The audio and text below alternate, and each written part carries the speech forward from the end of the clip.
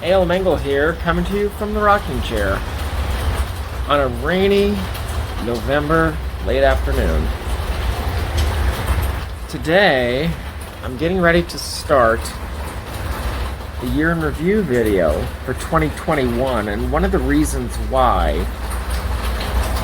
this project is so important to me is because I've been doing it since 2014, so we're getting the better part of a decade now that the year in review videos have been crafted and created and submitted for the world to see, but it's more so than just my annual creative resume. It's also something that helps me understand and realize what I've done all year. Because sometimes throughout the year I'll get discouraged. I have my good days, I have my bad days, and days that I just want to put everything away and do something else. And I tell myself, no, keep going. Because that is important. That is why I'm here. And it's the year in review video that gives me a sense of perspective. I'm standing on the edge of a cliff, and I'm about to take that leap of faith. So come with me. And let's take a look back at 2021. To get the day started,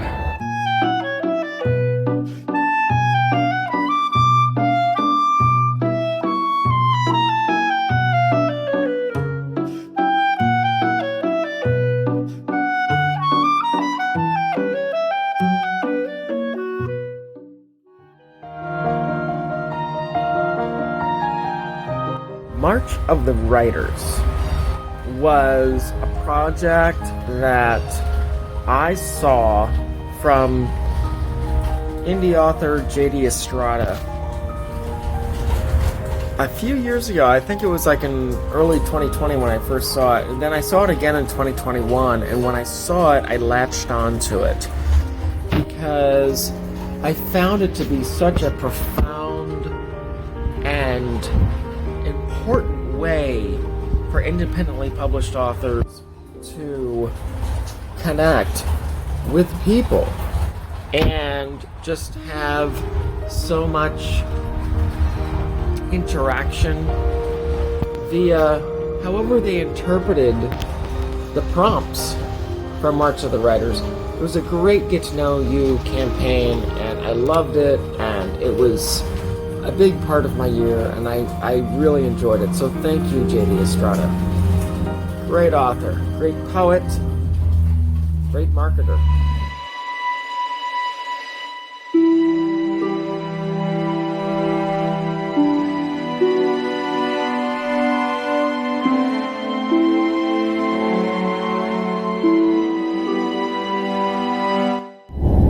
I've asked myself, why I'm doing the Aura of the Soul series. I've asked myself this question over the years, and it has to do with that huge, seemingly unanswerable question of what happens when we close our eyes for the last time. What does happen? All of my books explore the question in one way or another. When you put all the books together and you analyze them, it's the ultimate mystery. It's the biggest mystery. And the Aura of the Soul is one of the things that explores that. And the existence of the soul.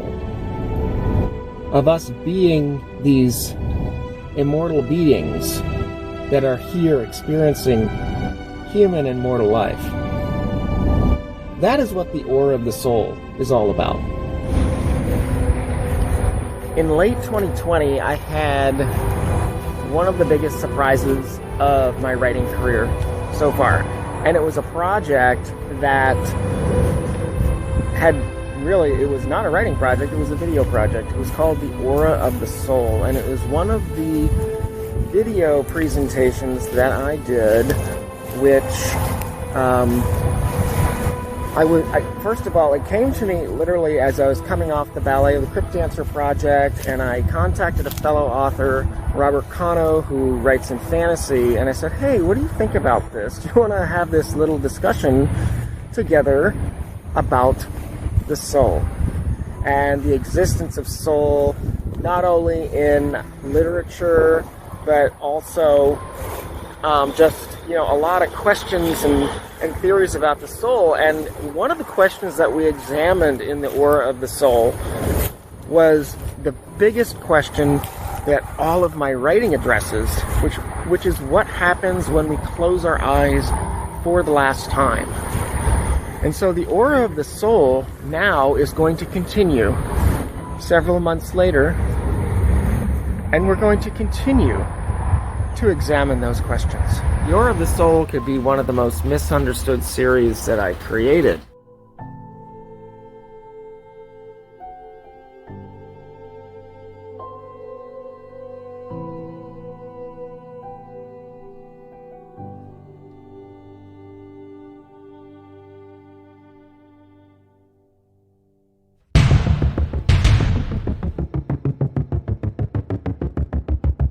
We're going to be exploring what's haunted.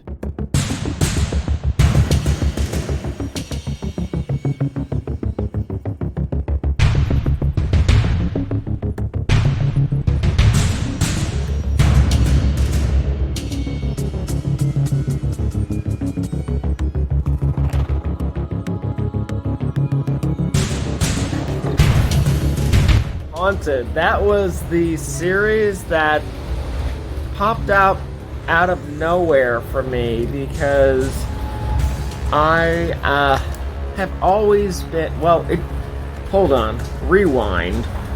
It didn't pop up out of nowhere, because I have been dreaming for almost my entire life about writing a book about haunted ghost stories all around the country and possibly even the world.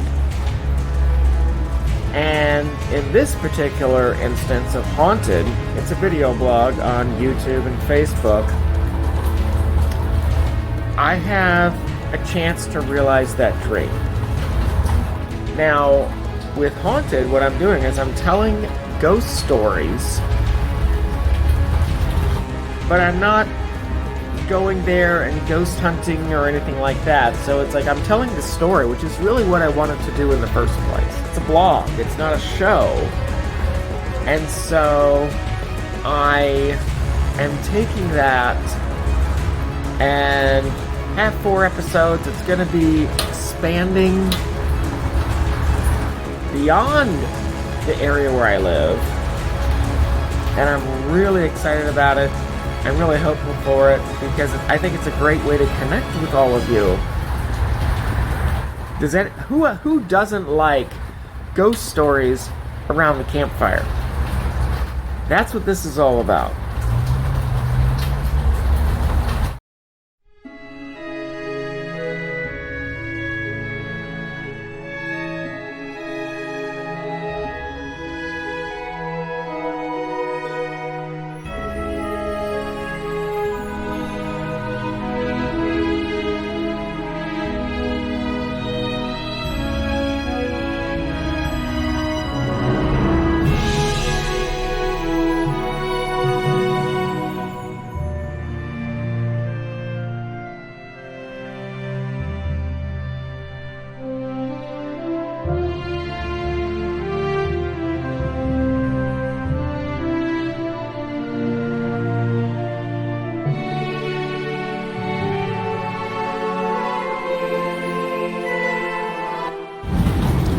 Mona Lisa was inspired by the Mortician.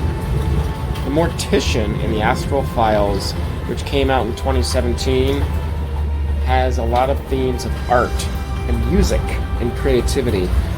And that is when I started to take notes and get the idea together for Mona Lisa.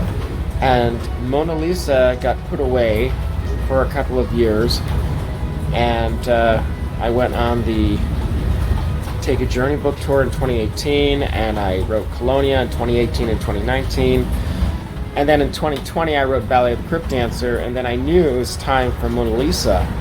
And I knew something that about this story, there's so much mysteriousness to Da Vinci's masterpiece that I wanted this story to just contribute to the mystery. And so it, takes two iconic characters and blends elements of them together, as Mona Lisa is my homage to Frankenstein.